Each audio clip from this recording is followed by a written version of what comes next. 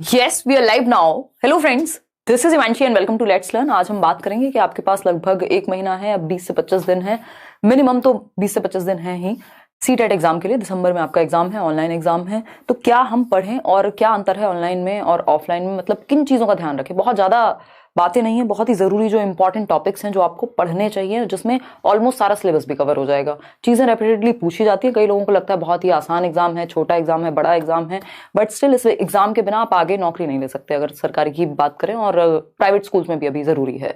तो समझेंगे कि कुछ लाखों लोग ये एग्जाम देते हैं, मतलब अगर 12,47,000 लोगों ने पेपर 1 दिया, फिर 11 लाख समथिंग ने पेपर 2 दिया, और जो पास होते हैं कुल वो 4 लाख 6 लाख अगर टोटल मिला दें 6-7 लाख के बीच में, यानी लगभग 70-80% लोग अभी भी फेल ही हो रहे हैं।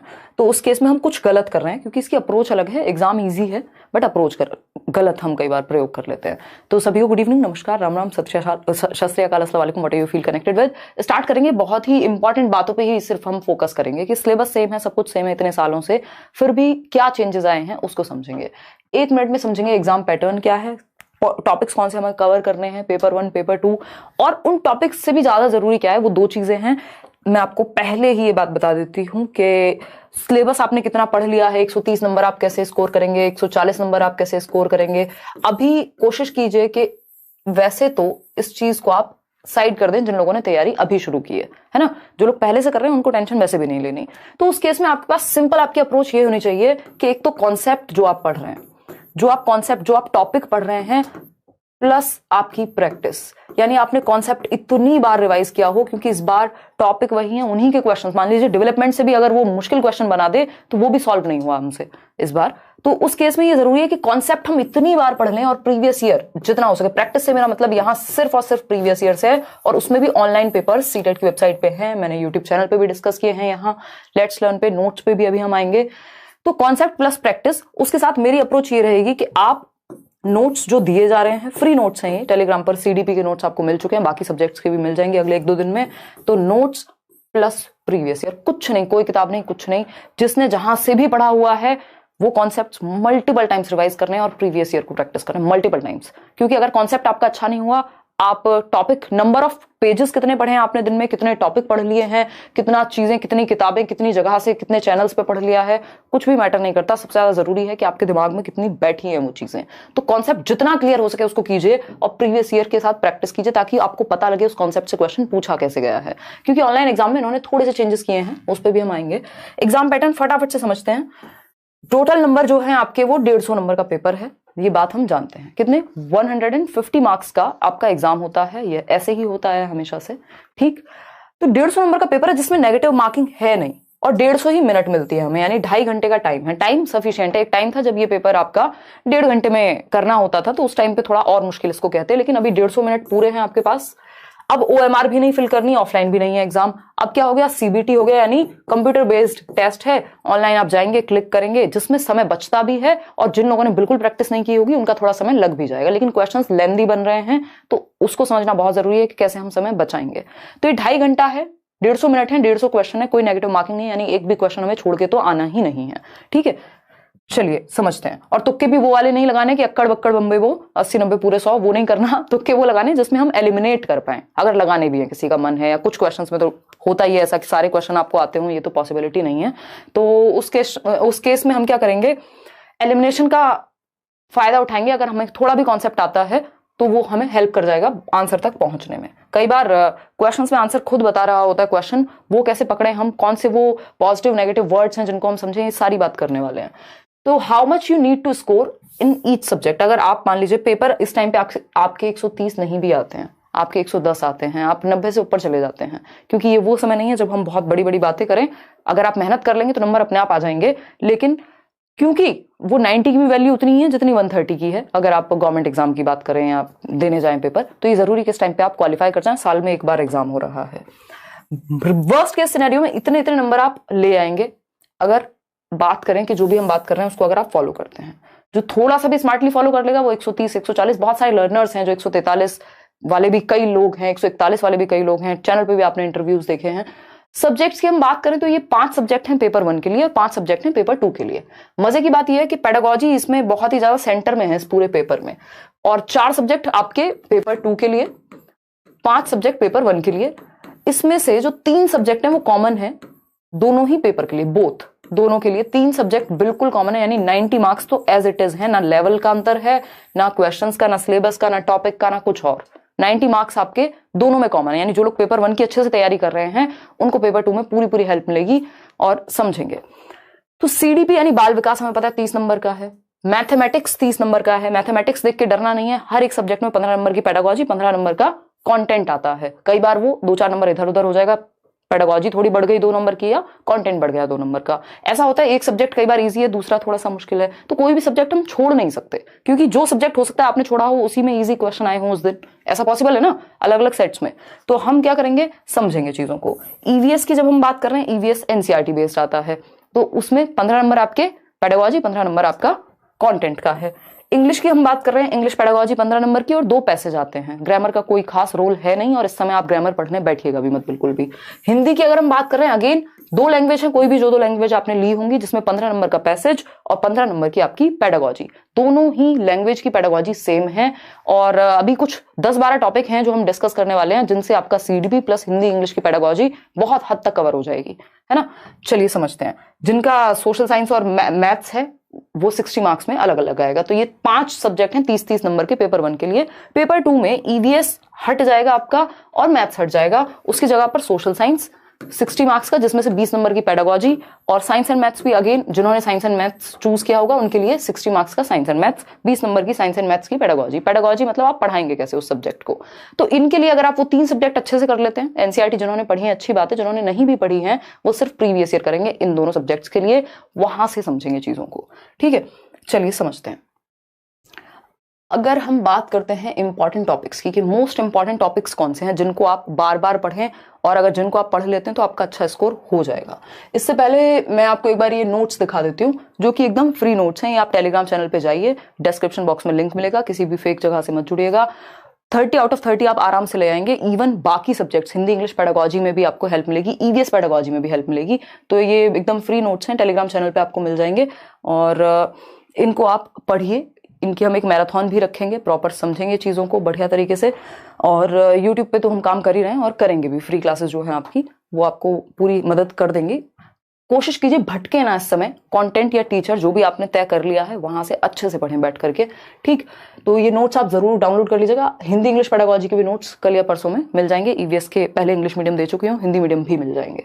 तो मोस्ट इंपॉर्टेंट टॉपिक हैं ये, कुछ 13 टॉपिक लिखे हुए हैं और समझते हैं इनको। सबसे पहले करना है आपको इस टाइम पर, बार बार करना है, सिर्फ खत्म नहीं करना है कि हाँ पढ़ा तो हुआ है, और पढ़ा तो हुआ है पेपर करने बैठते हैं तो सॉल्व नहीं होते क्वेश्चन, ठीक। तो कॉन्सेप्ट ऑफ डेवलपमेंट यानी डेवलपमेंट, 4 नंबर के आसपास आपके क्वेश्चन मिनिमम आ जाते हैं विकास की प्रक्रिया से, है ना। छोटा सा टॉपिक है, अगर आप नोट्स में पढ़ेंगे, मैंने बहुत कंसाइज वे में, ऐसा नहीं है ये सिर्फ 42 पेज के नोट्स हैं, ऐसा नहीं आपको बहुत ज्यादा पढ़ना है, 400 पेज नहीं पढ़ने हैं इस टाइम पे। स्पेशली नोट्स का मतलब ये है कि आपने या तो खुद के बनाए हो या फिर कंसाइज, कम शब्दों में ज्यादा बात कही जा रही हो जहां पे, क्योंकि पेपर में क्वेश्चंस बहुत रिपीट होते हैं, टॉपिक सिलेबस सब सेम है, ठीक है जी। अगर हम बात करें डेवलपमेंट की तो 4 से 5 क्वेश्चन डेवलपमेंट पर आते हैं, जिसमें डेवलपमेंट के प्रकार क्या हैं, प्रिंसिपल्स क्या हैं, ये एक छोटा सा चैप्टर हुआ। पियाजे वाइगॉस्की कोहलबर्ग मिला के 4 नंबर के क्वेश्चन कम से कम आ जाते हैं। कई बार वाइगॉस्की के 2 क्वेश्चन आ जाएंगे, कभी पियाजे के 2 आ जाएंगे, तीनों से एक तो आता ही है, कई बार मल्टीपल क्वेश्चन भी आ जाते हैं। तो उस केस में 4 नंबर कम से कम आपके यहाँ कवर हो जाएंगे, ठीक। ये जो आपको शुरुआत के 5-6 टॉपिक दिख रहे हैं, ये 20 नंबर का हिसाब किताब है। अगर आप सीडीपी की बात करें और अदर सब्जेक्ट में भी ये आपको हेल्प करेंगे, तो कोई रीजन नहीं है आपके पास कि आप इन टॉपिक्स को छोड़ें, ठीक। तो डेवलपमेंट का कॉन्सेप्ट पियाजे वाइगॉस्की कोहलबर्ग, इनकी सबकी वीडियो लेट्स लर्न पे है, अभी मैराथन में मैं फिर से रिवाइज कराऊंगी आपको, ठीक। सीसीई यानी कॉन्टिन्यूअस एंड कॉम्प्रिहेंसिव इवैल्यूएशन, सतत एवं व्यापक मूल्यांकन। इसकी जब हम बात कर रहे हैं तो डायग्नोस्टिक और रेमेडियल टीचिंग एक ऐसा विषय जिसको आप शायद 10 मिनट भी ना लगे आपको पढ़ने में। डायग्नोस्टिक का मतलब है आप रीजन जानेंगे, गैप पता करेंगे, और रेमेडियल का मतलब है गैप पता करने के बाद आप बच्चे को रेमेडी देंगे, उसको सिखाएंगे सही ढंग से या दोबारा से या जैसे भी पॉसिबल हो, ठीक। जहां उसकी प्रॉब्लम है उसको सॉल्व करेंगे, बस इतनी ही बात है और इसी पे क्वेश्चन आएगा। सीसीई में और क्या है, assessment for learning, as learning, of learning, ये थोड़ा सा जानना है। और समग्र रूप से हम बच्चे का होलिस्टिक इवैल्यूएशन की बात करें, उसको पूरी तरह से सर्वांगीण रूप में जांच पाएं, ठीक। तो ये 3 टॉपिक हो गए। फिर एनसीएफ 2005 से भर भर के क्वेश्चन आते ही हैं हर साल, ये भी वीडियो मैंने बनाया हुआ है, नोट्स में भी गिवन है, उतना कर लेना है, ज्यादा नहीं करना। इंक्लूसिव एजुकेशन की हम बात करें, 5 नंबर का अकेला टॉपिक है अपने आप में, और ये 5 नंबर आपको अदर सब्जेक्ट्स में भी हेल्प करेंगे। सारे टॉपिक्स आपस में जुड़े हुए हैं, ठीक। तो समावेशी शिक्षा यानी सबको समावेशन, सभी बच्चों को पढ़ाना, चाहे वो स्पेशल बच्चा हो, नॉर्मल बच्चा हो, गिफ्टेड बच्चा हो, ठीक। अगर हम बात कर रहे हैं नेशनल एजुकेशन पॉलिसी की, तो इस बार बहुत क्वेश्चन आए नेशनल एजुकेशन पॉलिसी से। ये भी मैंने नोट्स में बहुत ही कंसाइज वे में दिया हुआ है, इससे क्वेश्चंस कैसे आए वो भी दिए हुए हैं, और ये कराई भी हुई है यूट्यूब पे अभी लेटेस्ट वे में, वो भी आप देख सकते हैं।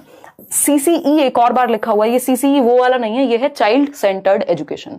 कम से कम भी 5 क्वेश्चन मिनिमम आपको मिलेंगे, और हर सब्जेक्ट में क्वेश्चंस मिलेंगे, ठीक। जेंडर का एक क्वेश्चन है। अब बच्चे को अगर आपने सेंटर में रख लिया तो उसके जेंडर का भी ध्यान रखना है, उसके सोशलाइजेशन का भी ध्यान रखना है, उसके इंडिविजुअल डिफरेंसेस का भी ध्यान रखना है, यानी चाइल्ड सेंटर्ड एजुकेशन में ये सारे टॉपिक एक साथ कवर हो गए, ठीक। तो ये शुरुआत के टॉपिक लगभग 20 से 22 नंबर आपके दिलवा देंगे आपको, ठीक।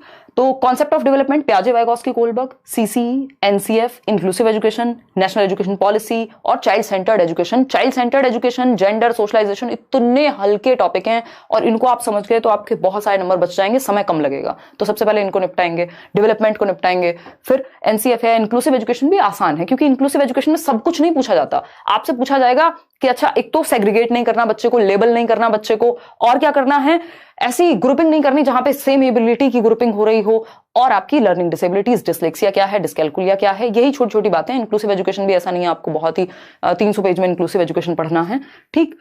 मोटिवेशन पे एक क्वेश्चन आता ही है भाई, इंटरनल मोटिवेशन होती है और एक्सटर्नल होती है। इसका लोकस ऑफ कंट्रोल इंटरनल होगा, यानी जिसका रीजन अंदर है वो इंटरनल, जिसका रीजन बाहर है वो एक्सटर्नल। एक क्वेश्चन फिक्स्ड है, बाकी सब्जेक्ट में भी एक आध क्वेश्चन इससे मिल सकता है, ठीक। लैंग्वेज एंड थॉट, अब ये जो टॉपिक्स हैं ये आपके पेडागोजी यानी CDP में भी इंपॉर्टेंट है, और दोनों ही लैंग्वेजेस में भी इंपॉर्टेंट है, और लगभग हर सब्जेक्ट में। जैसे टीचिंग लर्निंग मटेरियल है, शिक्षण सहायक सामग्री कहते हैं जिसको हम, भाई आप चार्ट्स लेके आएंगे, बच्चे के भले के होने चाहिए, टेक्स्ट बुक सही तरीके से हम रिसोर्स के रूप में प्रयोग कर पाए, बच्चे की मातृभाषा का सही से प्रयोग कर पाए। तो ये जो टॉपिक्स हैं ये लैंग्वेज भी आपकी कवर कर दे रहे हैं, क्योंकि लैंग्वेज पेडागोजी चाहे हिंदी हो, इंग्लिश हो, उर्दू हो, संस्कृत हो, वॉट लगभग सब में टॉपिक सेम है। बस आपको इतना ध्यान रखना है लैंग्वेज और थॉट के बीच में क्या संबंध है, प्याजे, वाइगॉस्की क्या कह रहे हैं, चॉम्स्की क्या कह रहे हैं, है ना। एक्विजिशन और लर्निंग की बात होगी कि भाषा का अर्जन क्या होता है और अधिगम क्या होता है। लैंग्वेज की स्किल्स हैं, इस पे भी मैंने वीडियो बनाया हुआ है, मिलियंस लोगों ने देखा हुआ है। यानी भाषा कौशल, 4 भाषा कौशल हैं, LSRW से हम याद रखते हैं, सुबो पाली हिंदी में हम कहते हैं, सुनना, बोलना, पढ़ना और लिखना, ठीक। ये इनका मनोवैज्ञानिक क्रम है। अगर हम बात करें TLM की, टीचिंग लर्निंग मटेरियल की, तो बच्चे के लिए जितना हो सके प्रिंट रिच एनवायरनमेंट हमें क्रिएट करना है, जिससे कि वो आसपास लैंग्वेज उसको दिखे आसपास और वो सीख जाए, माहौल मिले। इंटीग्रेटेड सब्जेक्ट टीचिंग है कि आप एक सब्जेक्ट को दूसरे सब्जेक्ट से जोड़ करके पढ़ा पाए, ठीक। तो यहाँ पे ये वाला जो पोर्शन है, ये जो 3-4 टॉपिक हैं, ये आपके हिंदी पेडागोजी, इंग्लिश पेडागोजी लगभग कवर्ड है इनमें। और क्योंकि आप प्याजे, वाइगॉस्की, कोलबर्ग पहले पढ़ चुके हैं, चॉम्स्की थोड़ा सा पढ़ लेंगे, मतलब एक नंबर के क्वेश्चन हैं, इनफ है ये पेडागोजी। अगर आप इतना बार बार पढ़ लेते हैं और प्रीवियस ईयर कर लेते हैं, है ना, ये मोस्ट इंपॉर्टेंट टॉपिक्स हैं। अगर आप देखेंगे तो सिलेबस से लगभग हर टॉपिक से क्वेश्चन आता है, लेकिन कुछ टॉपिक्स ऐसे हैं जिनको आप कर लें तो उनसे क्वेश्चंस ज्यादा आते हैं, और दूसरा उनके आसपास की चीजें आप अपने आप सॉल्व करना सीख जाते हैं। तो ये 13 टॉपिक सबसे पहले खत्म कीजिए। इन 13 में से भी ये शुरुआत के जो 6-7 टॉपिक हैं, ये 7 टॉपिक्स बहुत अच्छे से कर लीजिए। 20-25 नंबर आपके कहीं नहीं गए सिर्फ इन 7 टॉपिक्स से, ठीक है। मोटिवेशन की अगर हम बात कर रहे हैं और लैंग्वेज एंड थॉट की बात कर रहे हैं, ये लैंग्वेज वाले सेक्शन में आपको हेल्प मिलेगी। क्लियर बात है, कोई दिक्कत नहीं है ना। लर्निंग और मोटिवेशन एक ही साथ जुड़े हुए हैं, कोई लर्निंग का चैप्टर ऐसा नहीं है आप बैठ के पढ़ने लग जाएं, अच्छा स्किनर ने क्या क्या कहा था, अच्छा अगर हम बात कर रहे हैं किसकी, थॉर्नडाइक की, तो थॉर्नडाइक के बारे में इतना पता हो, त्रुटि एवं प्रयास का सिद्धांत दिया है, 3 सिद्धांत हैं इनके, मैंने नोट्स में बिल्कुल जितना जरूरी है उतना। अदरवाइज तो लर्निंग अपने आप में इतना बड़ा चैप्टर है, आप पढ़ते रह जाएंगे, है ना। अगर आप पैवलोव के कुत्ते को पढ़ रहे हैं, फिर बिल्ली को भी पढ़ेंगे, थॉर्नडाइक की, फिर किसी के चूहे को भी पढ़ेंगे, तो जरूरी नहीं है कि वो लर्निंग उतना डिटेल में नहीं पूछा जाता। मोटिवेशन से लर्निंग कैसे जुड़ी हुई है, लर्निंग एक सोशल एक्टिविटी है, बच्चे को ग्रुप में सीखना चाहिए, एक्टिव रहना चाहिए। अगर आपने ये चाइल्ड सेंटर्ड एजुकेशन में भी पढ़ लिया है तो आप सही उत्तर तक पहुंच जाएंगे। तो ये मोस्ट इंपॉर्टेंट टॉपिक्स हैं, इनको जितनी बार हो सके रिवाइज कीजिए, मल्टीपल टाइम्स प्रैक्टिस कीजिए, 3-4 सेट ऑनलाइन के निकाल लीजिए जो पेपर आए हैं, क्योंकि इसकी लैंग्वेज में चेंज है ना। टॉपिक्स वही हैं, बस क्वेश्चंस मुश्किल बनाए गए हैं। तो जितना हो सके उनको एनालाइज करो, एक एक ऑप्शन आपको समझ में आए कि कहना क्या चाहता है ये क्वेश्चन। इनको मल्टीपल टाइम्स रिवाइज करेंगे। ये कुछ 13 टॉपिक हुए, इसमें सिर्फ ना CDP, आपकी हिंदी इंग्लिश पेडागोजी भी इंपॉर्टेंट टॉपिक सारे कवर हो गए, ठीक। अब आते हैं आगे।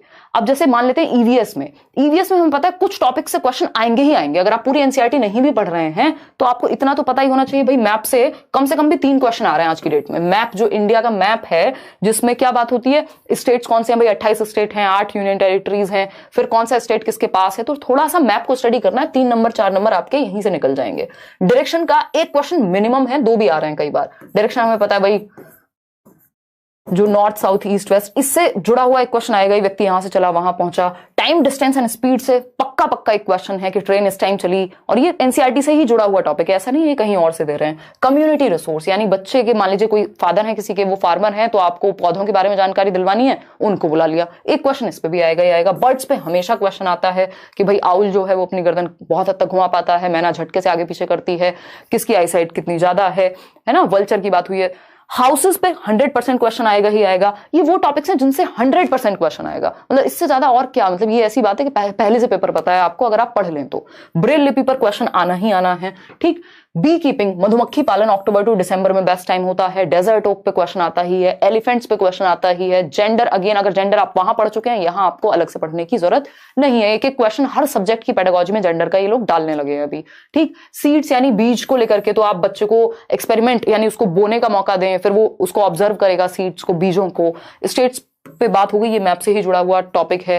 थीम्स ऑफ ईवीएस, इनसे कई question, 3 question 4 question themes of EVS पे आ जाते हैं। 6 थीम हैं। फैमिली, फ्रेंड्स जो कि एक है, फिर फूड चाहिए हमें, water, shelter, travel, things we make and do, इनको दिमाग में बैठा लेना है। इन्हीं के अराउंड क्वेश्चन कई सारे आते हैं थीम्स ऑफ ईवीएस पे। ये हुई पेडागोजी ऑफ ईवीएस की बात। इंटीग्रेटेड ईवीएस क्या है कि ईवीएस में हम 3 सब्जेक्ट पढ़ते हैं, और कक्षा 1 और 2 में ईवीएस की कोई टेक्स्ट बुक नहीं होती, 3rd 4th 5th में होती है। कक्षा 1 और 2 में हम ईवीएस किस में पढ़ते हैं, लैंग्वेज और मैथ्स की सहायता से हम ईवीएस समझा देते हैं, उसको अपने पर्यावरण के बारे में बता देते हैं बच्चे को, ठीक। ईवीएस यानी एनवायरमेंटल स्टडीज, एनवायरमेंटल साइंसेज नहीं है इसका मतलब यहां। अब ईवीएस में 3 चीजें हैं, एक तो है एनवायरमेंट खुद, दूसरा है साइंस के बारे में भी जानेगा, साइंस भी इसमें इंक्लूड हो गया, इंटीग्रेट कर लिया, और तीसरा है सोशल साइंसेज या सोशल स्टडीज। तो ये 3 सब्जेक्ट इंटीग्रेट करके ईवीएस में पढ़ाए जाते हैं। बेसिक बात है, कोई दिक्कत नहीं है इस बात को समझने, फिक्स्ड है टॉपिक, इनको कोई हिला नहीं सकता पेपर से। अगर हम बात करते हैं स्लॉथ की, स्लॉथ पे इतनी बार क्वेश्चन आया हुआ है कि भाई भालू जैसा दिखता है, घंटों घंटों सोता रहता है, मजे करता है। अब ये gross and fine motor skills है, अगर आपने सीडीपी में पढ़ा है तो यहाँ पे भी एक क्वेश्चन इस बार जैसे पूछ लिया तो वो वहीं से सॉल्व हो जाएगा। मलेरिया की अगर हम बात कर रहे हैं तो मलेरिया पे किसी डॉक्टर के बारे में बात है, कभी इसकी दवाई क्या है, कैसे होता है, रोनाल्ड रॉस ने एक्सपेरिमेंट किया, तो मलेरिया पे भी एक क्वेश्चन आता ही है। आयरन रिच फूड पे बहुत बार रिपीट हुआ है। झूम फार्मिंग, अब ऐसा नहीं है कि झूम फार्मिंग तो हमें पता है, ये सब तो हमें पता है, कितना डिटेल में पता है और कितनी बार पढ़ा है उसको, कितनी डिटेल में समझा है, ये बहुत जरूरी है। ऑप्शंस जब आपके सामने बन करके आएंगे, स्टेटमेंट वाले क्वेश्चंस, या 4 ऑप्शंस में से 3 सही हैं, 2 सही हैं, तो क्या आप कर पाएंगे? तो उतने अच्छे लेवल का आपका कॉन्सेप्ट होना चाहिए। टेक्स्ट बुक ऑफ ईवीएस, अभी स्थिति वो है कि एक किताब आपको 10 बार पढ़नी है, ना कि 10 किताबें या 10 जगह से आपको भटकते रहना है। जो भी रिसोर्स आपने चूज किया उसको इतने अच्छे से करिए कि दिमाग में चीजें सेट हो, कंफ्यूजन की जगह ना बचे। टेक्स्ट बुक ऑफ ईवीएस पे हर बार क्वेश्चन आता है कि भाई एक रिसोर्स है, ज्यादा डेफिनेशंस या टेक्निकल लैंग्वेज नहीं होनी चाहिए बुक में, क्या है, एक संसाधन है, मनोवैज्ञानिक रूप से लिखी हुई होनी चाहिए, एक्टिविटीज इन्वॉल्व होनी चाहिए। कन्नौज में इत्र मिलता है, इस पे कितनी बार क्वेश्चन आया हुआ है। प्रोसेस स्किल्स पे अब क्वेश्चन आने लगा है पिछले 2 सालों में। प्रोसेस स्किल्स क्या है, जिसमें बच्चों को सोचना पड़े, जैसे कि ऑब्जर्व करना, एक्सपेरिमेंट करना, क्लासिफाई करना, ये सारी प्रोसेस स्किल्स हैं। मिसकॉन्सेप्शंस पे क्वेश्चन आता ही है, सीडीपी का ही पार्ट है ये, कि आप जब ये जान रहे हैं कि बच्चे गलतियां करते हैं, एरर एक स्वाभाविक बात है, तो वो उनकी भ्रांतियां भी कुछ पैदा हो जाती हैं, जिनको हम ऑल्टरनेटिव कॉन्सेप्शंस कहते हैं। और ये ऑल्टरनेटिव कॉन्सेप्शंस क्या है, लर्निंग में हेल्प करते हैं। हर चीज लर्निंग में हेल्प करती है, आपको ये मान के चलना है, ठीक। सेंसिटाइज द स्टूडेंट, बच्चे संवेदनशील हो अपने पर्यावरण के प्रति, इस पे क्वेश्चन कई आ जाते हैं ईवीएस में। सिंपल टू कॉम्प्लेक्स अप्रोच हमेशा अपनानी है, जटिल से सरल की ओर नहीं जाते, सरल से जटिल जाते हैं। Simple to complex, general to specific जाते हैं। बच्चे को हरदम एक्टिव रखना है, कभी भी क्वेश्चन आएगा आप फंस रहे हो, देख लीजिए बच्चा किसमें ज्यादा स्वतंत्र है, किसमें ज्यादा एक्टिव है, कहां वो खुद से एक्सप्लोर कर रहा है, सक्रिय कहां है बच्चा, अर्थपूर्ण अधिगम कहां हो रहा है। सिंपल बात। तो ये टॉपिक्स कोई भी इधर उधर इनको कर नहीं सकता, पहले इनको बैठ करके कर लीजिए। अगर आप कंफ्यूज हैं, सारा कुछ चैनल पे कराया हुआ है, सर्च करके वीडियो, आगे नाम डालिए हिमांशी सिंह, या जो भी टॉपिक आप सर्च कर रहे हैं मिल जाएगा लगभग आपको, ठीक। अब बात हो रही है किन वर्ड्स पे हम फोकस करें। जब आप क्वेश्चन सॉल्व कर रहे होंगे, पेपर सॉल्व कर रहे होंगे, तो कुछ वर्ड्स आपके सामने आते हैं, तो वाइल सॉल्विंग द पेपर उस टाइम पे किन वर्ड्स को हम ध्यान में रखें। तो ये कुछ वर्ड्स हैं जो मैंने यहां आपके लिए मार्क किए हैं कि इनका हम ध्यान रखेंगे जब पेपर सॉल्व कर रहे होंगे। अभी हम आएंगे कि अगले 25 दिन में, एक हफ्ते में आप क्या करें, दूसरे हफ्ते क्या करें, उस पर भी आएंगे। पहले जरूरी है हमें पता तो हो कि हमें करना क्या क्या है, ठीक है ना। अगर हम बात कर रहे हैं यहां, तो कुछ वर्ड्स हैं, इसको आप ऐसे डिवाइड कर सकते हो कई लोग अभी परेशान होंगे कि भाई लगभग 1 महीना है, फिर शिफ्ट्स में एग्जाम होगा उस टाइम पे, तो बहुत कुछ हम करने भी वाले हैं, मैराथन सेशंस होते हैं हर साल। अगर हम बात करें किसकी, कि हमें ये पता हो कि हमारे पास मान लीजिए 4 वीक्स का टाइम है अभी, या 3 वीक्स भी हैं, 4 वीक्स तो है ही, क्योंकि मिड दिसंबर में जाके एग्जाम कहीं शुरू होगा। पिछले साल भी 16 दिसंबर के आसपास शुरू हुआ था, अभी भी आपकी फॉर्म फिलिंग चल ही रही है। तो इन 4 हफ्तों को हम कैसे डिवाइड करें? जो शुरुआत का 1 हफ्ता है, सबसे पहले अपने कॉन्सेप्ट्स को ठीक करिए। अब मंडे से अगला मंडे तक अपने कॉन्सेप्ट्स पढ़ लीजिए। ये जो भी इंपॉर्टेंट चीजें बताई हैं बिल्कुल पक्की पक्की, मतलब इसको और इससे ज्यादा सीरियसनेस के साथ, या मैं और ज्यादा भरोसा आपको दिला नहीं सकती कि अगर आप ये कॉन्सेप्ट्स जो आपको अभी मैंने PDF ये मिल जाएगी टेलीग्राम पे, इन टॉपिक्स को अगर आप निपटा लेते हैं अगले 1 हफ्ते में, जो कि संभव है, इस 1 हफ्ते में आप ये टॉपिक पढ़ सकते हैं। यूट्यूब से पढ़िए, मैं नोट्स दे रही हूं, उससे पढ़िए, किसी बुक से पढ़िए, जहां से भी आपने पढ़ा हो या पढ़ने जा रहे हैं। ठीक, तो उस केस में वैसे तो नोट्स में इनफ है, चैनल पे इनफ है चीजें, तो आप कॉन्सेप्ट्स अपने बेहतर कर लीजिए इस 1 हफ्ते में। एक्स्ट्रा क्लास आप शाम को 9 बजे आ रहे हैं, क्वेश्चन प्रैक्टिस कर रहे हैं, कर लीजिए, बट अभी 1 हफ्ते फोकस रखिए कॉन्सेप्ट के। मुझे 1 हफ्ते तक कॉन्सेप्ट करना है। अगर आपका कॉन्सेप्ट क्लियर नहीं हुआ, आप सिर्फ क्वेश्चंस के भरोसे नहीं जा सकते, क्योंकि क्वेश्चंस आपको कंफ्यूज कर देंगे वहां। ठीक है ना? तो 1 हफ्ते तक आपको कॉन्सेप्ट्स बार बार समझने हैं। ये जितने भी कॉन्सेप्ट हमने बताए सिर्फ उतने कर लीजिए। ठीक, सेकेंड वीक की अगर हम बात करें, दूसरे हफ्ते में क्या करेंगे हम? अब हम उठाएंगे प्रीवियस ईयर को साथ में। ठीक है, क्योंकि एक आध प्रीवियस ईयर अगर आपने अभी तक देखा होगा बहुत अच्छी बात है, नहीं भी देखा तो अब आप ज्यादा टेंशन मत लीजिए। सबसे पहले आप ये कॉन्सेप्ट्स ही कर लीजिए, डायरेक्ट पढ़ना शुरू कर दीजिए नोट से। और सेकेंड वीक में आप ये जो कॉन्सेप्ट आपने पढ़े हैं और प्रीवियस ईयर, और कोई प्रैक्टिस सेट नहीं, कोई टेस्ट सीरीज नहीं, कुछ नहीं। अगर आपको प्रैक्टिस करनी है, अभी आप क्या करेंगे? सेकंड वीक में, सेकंड हफ्ते में हम सिर्फ प्रीवियस ईयर करेंगे, वो भी सिर्फ ऑनलाइन वाले, क्योंकि अगर आपने ऑनलाइन वाले पेपर कर लिए, उससे पहले जितने भी ऑफलाइन पेपर्स हुए आप सॉल्व कर जाएंगे, वो ईजी हैं। ऑनलाइन वाले जो हैं वो थोड़े से उनकी लैंग्वेज को टिपिकल बनाया गया है, समझने में आपको दिक्कत होगी। तो ये जो कॉन्सेप्ट हैं और ये प्रीवियस ईयर है, इनको साथ रखिए। जैसे ही फंसे कॉन्सेप्ट पे जाइए, और अगर कुछ नया मिल रहा है किसी 4 ऑप्शन को जब आप एनालाइज कर रहे हैं, इनको सिर्फ सही और गलत में नहीं डिवाइड करना, दिमाग में जानी चाहिए कि मैं समझ क्यों नहीं पाता। जब मैंने 150 क्वेश्चन लगाए तो उसमें से किस सेक्शन में नंबर कम आ रहे हैं, क्यों कम आ रहे हैं, किस तरह के टॉपिक्स में फंसता हूं या फंसती हूं, कहीं तो कोई प्रॉब्लम होगी। तो ये सेकंड वीक में आप करेंगे।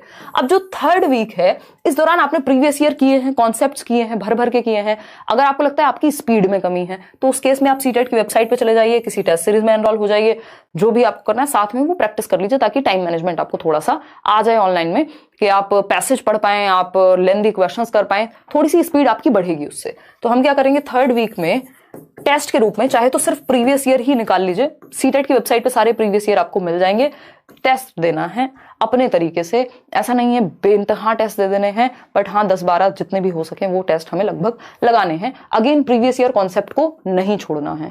ठीक, फोर्थ वीक तो अगेन फिर अब तो आप जितना रिवाइज कर सकें, जो भी चैनल पे चल रहा हो उस टाइम पे, जो मैराथन्स हो, अपनी स्ट्रेटजी इस तरह से बना के रखिए कि क्वेश्चन एक भी छोड़ के नहीं आएंगे, बच्चे के भले के बारे में सोचेंगे, जो इंपॉर्टेंट वर्ड्स हैं, की वर्ड्स हैं जिन पे अभी हम आएंगे, ब्रेनस्टॉर्मिंग क्या है एंड ऑल, उन पे आप फोकस करेंगे। तो सारा उस टाइम पे आप रिवीजन और साथ में प्रैक्टिस, अगेन प्रीवियस ईयर, और कुछ अभी नहीं सोचना। जो भी रिसोर्सेज हैं उनको जितनी बार हो सके करना है। याद रखिएगा, जिन्होंने कॉन्सेप्ट्स बार बार रिवाइज नहीं किए इस बार फंसेंगे, क्योंकि ऑनलाइन की लैंग्वेज टफ है, कॉन्सेप्ट वही है, टॉपिक वही है, सिलेबस वही है, रिपीट भी हो रहे हैं बहुत सारे क्वेश्चन, लेकिन जो क्वेश्चन रिपीट नहीं हो रहे हैं उनमें लैंग्वेज की दिक्कत है। ठीक, आसान से टॉपिक से भी मुश्किल क्वेश्चन बना के पेश किया जा रहा है कई बार। तो ये जरूरी है कि हम इस तरह से इस टाइम को डिवाइड कर लें अपने। ठीक, अब आते हैं वो वर्ड्स कौन से हैं जिन पे आपको फोकस करना है। जब क्वेश्चन में हमें दिख रहा हो एक्सेप्ट लिखा हो, नॉट लिखा हो, लीस्ट लिखा हो, कि इसको छोड़ के, इसके सिवाय, ये नहीं, तो हमें ध्यान से पढ़ना है कि पूछा क्या है। क्वेश्चन ईजी होता है ज्यादातर केस में, बस हम फंस जाते हैं क्योंकि हमारा ध्यान लीस्ट पे या नॉट पर या एक्सेप्ट पर होता नहीं है। तो इसको हमें ध्यान रखना है। दूसरी एक चीज, एक्टिविटी बच्चों को हमेशा करानी है, एक पॉजिटिव बात है। इंक्वायरी कराते रहना है, इंटरेक्ट करने देना है एक दूसरे के साथ, मतलब बच्चा एक्टिव रहे। कोऑपरेशन एक पॉजिटिव वर्ड है, असिस्ट करना, कोलैबोरेशन यानी सहयोग कर रहे हैं, सहायता कर रहे हैं बच्चे एक दूसरे की, पॉजिटिव बात है। कंफर्ट टीचर को नहीं देना है, टीचर एकदम सुपरमैन है, सुपर वुमेन है। टीचर अपने काम से किसी भी ऑप्शन में बचता आपको नजर आए तो वो ऑप्शन से आपको दूर भाग जाना है, क्योंकि टीचर को मेहनत भरपूर करनी है। ठीक, फिर आता है स्टेटमेंट क्वेश्चंस। इस बार ये पहली बार इस तरह के क्वेश्चंस आना शुरू हुए जिसमें एक स्टेटमेंट यानी असर्शन है, कथन है, और उसका रीजन है, उसका तर्क है। इस तरह के क्वेश्चंस को प्रीवियस ईयर से भरपूर पढ़िए, समझिए, और अगर कॉन्सेप्ट अच्छा होगा, अगर आपको स्टेटमेंट पढ़ के समझ आ जाएगा, कहां से समझ आएगा? अगर कॉन्सेप्ट आपको पता होगा कि भाई डेवलपमेंट में ऐसा होता है कि नहीं होता। अगर नहीं होता तो आपको समझ में आ जाएगा ये बात गलत है, तुक्के नहीं लगाने। ठीक, फिर आता है be careful while solving the passage. जब आप पैसेज सॉल्व कर रहे हैं थोड़ा सा ध्यान रखेंगे, और टाइम का भी, और वैसे भी कि आपके कुछ क्वेश्चन डायरेक्ट सॉल्व हो जाएंगे। जो बात पैसेज में कही जा रही है उसी के अनुसार चलना है, अपना दिमाग ज्यादा नहीं लगाना वहां। मदर टंग को हमेशा प्रेफरेंस देनी ही होती है, मातृभाषा से पॉजिटिव कोई और चीज नहीं है। बहुभाषिता को हमें इंपॉर्टेंस देनी है, मल्टीलिंगुअलिज्म को। एक सिंगल क्वेश्चन भी आपको छोड़ना नहीं है, एलिमिनेट कर देंगे। अगर 2 ऑप्शन हटा पा रहे हैं तो देखेंगे बेस्ट कौन सा हो सकता है बच्चे के विषय में। ब्रेनस्टॉर्मिंग यानी बच्चा जहां विचारशील हो, जहां वो डाइवर्जेंट थिंकिंग करे, दिशाओं में सोचे, ओपन एंडेड थॉट उसका वहां प्रवोक हो रहा हो, यानी वो सोच पा रहा हो, उसको सोचने का मौका मिल रहा हो, मतलब क्वेश्चन सही है, अच्छी तरफ लेके जा रहा है। पीयर ट्यूटरिंग यानी बच्चे एक दूसरे को सिखा रहे हैं। लर्निंग डिसेबिलिटीज, डिसलेक्सिया है, डिसकैलकुलिया है, डिसग्राफिया है, इन 3 से ही सबसे ज्यादा क्वेश्चंस आते हैं। बच्चे का जो रियल एक्सप्रेशन है, जो उसकी एकदम स्वाभाविक अभिव्यक्ति है, उसको नहीं रोकना, उसको तुरंत कोई गलती भी करे तो एकदम से सही नहीं करना, मौका देना है। डिस्कशन जितना हो सके क्लास में, परिचर्चा जितना हो सके करनी है। रट्टे से दूर भागना है ना, रोट मेमोराइजेशन, क्रैमिंग, लेबलिंग, ये सब से दूर भागना, ये नेगेटिव वर्ड है। तो इन टॉपिक्स को एक बार दिमाग में रखिएगा, ये आपको पेपर में देखने को मिलते हैं कि ये जो वर्ड्स हैं इनका हमें विशेष ध्यान रखना है। ठीक, आगे बढ़ेंगे। अगेन कंक्लूजन जो है आज के सेशन का वही निकल के आता है कि जितना हो सके रिवीजन। अगर रिवीजन के लिए अगर आपने अभी नहीं पढ़ा है तो इतना समय है कि आप जो कॉन्सेप्ट शुरुआत में बताए आज के सेशन में, उन कॉन्सेप्ट्स को मल्टीपल टाइम्स पढ़ लें। कहां से पढ़ लें? नोट्स आपको दिए हुए हैं, मिल रहे हैं, सेशंस हो रहे हैं डेली। होपफुली हम लोग मैराथन्स भी जल्दी ही शुरू कर देंगे। प्लस प्रीवियस ईयर, वो भी सिर्फ ऑनलाइन वाले, जिन्होंने पहले वाले किए हुए हैं बहुत अच्छी बात है, लेकिन अब आप सिर्फ और सिर्फ ऑनलाइन पेपर्स करिए क्योंकि उनका लेवल अच्छा है। अगर आप उन क्वेश्चंस को कर ले रहे हैं, आसान क्वेश्चन आपसे अपने आप हो जाएंगे। और ऐसा नहीं है सारे क्वेश्चंस मुश्किल हैं ऑनलाइन में, है ना। तो ये जरूरी है कि हम इस बात को समझ पाए। बात रही मैथ्स पेडागोजी की, तो मैथ्स पेडागोजी के लिए क्या करेंगे? एक मैराथन सेशन है, उसको देखेंगे, अभी नोट्स मिलेंगे, उसको पढ़ेंगे। और क्या है, हमें पता है नेचर ऑफ मैथमेटिक्स पे क्वेश्चन आएगा ही आएगा। बच्चों को कैसे डर लगता है मैथमेटिक्स में, क्या प्रॉब्लम्स हैं, वो सब आएंगी। बाकी का जो 15 नंबर का कॉन्टेंट है, क्योंकि हम किसी भी सब्जेक्ट को छोड़ नहीं सकते। कई बार ऐसा होता है कि बहुत ही आसान क्वेश्चन, लड्डू क्वेश्चन आते हैं मैथ्स में, और उस केस में आपको वो, अगर आपने बिल्कुल ये सोच के गए होंगे कि ये तो छोड़ना ही है, तो बहुत सारे नंबर चले जाएंगे, है ना। तो 15 नंबर का जो कंटेंट है उसके लिए मैथ्स में सिर्फ प्रीवियस ईयर कर लीजिए, क्योंकि मान लीजिए एक टॉपिक है, नंबर्स का टॉपिक है, तो वैसा ही क्वेश्चन आएगा, बस आपको वो तो पता चल जाए। तो जहां से भी हो सके छोड़ना नहीं है ना। कोशिश करनी है पेडागोजी तो जितनी अच्छी स्ट्रांग हो जाए, और बाकी एटलीस्ट इतना हो जाए कि काम चल जाए आपका। एक लिटरल मीनिंग है पेपर में, एक कोवर्ट मीनिंग है, छिपा हुआ मीनिंग है। कॉन्सेप्ट से आएगा वो कि कहना क्या चाह रहा है। क्वेश्चन पढ़ के अगर आप समझ गए, आधा काम खत्म। तो क्वेश्चन पढ़ के समझना सीखना है, वो सबसे ज्यादा जरूरी है। तो ये सारी जो बातें हैं वो लाइक शेयर सब्सक्राइब आप कर दीजिएगा। अगर आप भूल गए हो, मैं भी भूल गई हूँ आज, क्योंकि हम बहुत सीरियस बात कर रहे हैं, ये जरूरी है कि आप थोड़ा सा ध्यान रखें। इस टेलीग्राम चैनल पे आपको लेट्स लर्न स्क्वाड पे ये PDF मिल जाएगी, ये टॉपिक्स कृपा करके पढ़ लीजिएगा। इसके अलावा आपको लगता हो कि कोई और चीज है जो पूछनी बाकी है, तो आप पूछ सकते हैं। इन टॉपिक्स को बिल्कुल मत छोड़िएगा। ये जो 13 टॉपिक हैं, ये आपका बेस एकदम बढ़िया तैयार करा देंगे, और नंबर आपको दिखते नजर आएंगे पेपर में, है ना। CDP में पता नहीं कितने लोग 30 आउट ऑफ 30 लेके आते हैं हर बार, और वो जो नोट्स हैं 40 पेज के, उनको आप पढ़ लीजिए। 30 आउट ऑफ 30 तक भी आप ला सकते हैं। 28 तो आएंगे, 27 तो आएंगे। हिंदी, इंग्लिश, पेडागोजी हुआ, EVS हुआ, ये सब स्कोरिंग है। ये जो 3-4 सब्जेक्ट हैं आपके, ये बेहद स्कोरिंग है।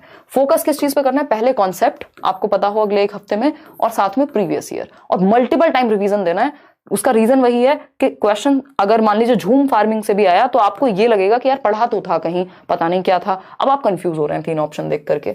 तो कॉन्सेप्ट जितना हो सके आप प्रैक्टिस करें। और प्रीवियस ईयर ऑनलाइन वाले पेपर सीटेट की वेबसाइट पे अवेलेबल है, मैं यहाँ यूट्यूब पे भी करा रही हूँ अलग अलग सब्जेक्ट के, तो वो भी आप देख लीजिए। उनको एनालाइज करना है, रटना नहीं है, ठीक है जी, रटना नहीं है। और आज वैसे संडे वार्ता होनी थी, बट हम कर नहीं रहे, क्योंकि अभी आप पढ़ाई पे फोकस करें। डेली 9 बजे यहाँ रात को क्लास होती है आपकी 9 PM लेट्स लर्न पर ही, और ये नोट्स सभी को फ्री मिलेंगे।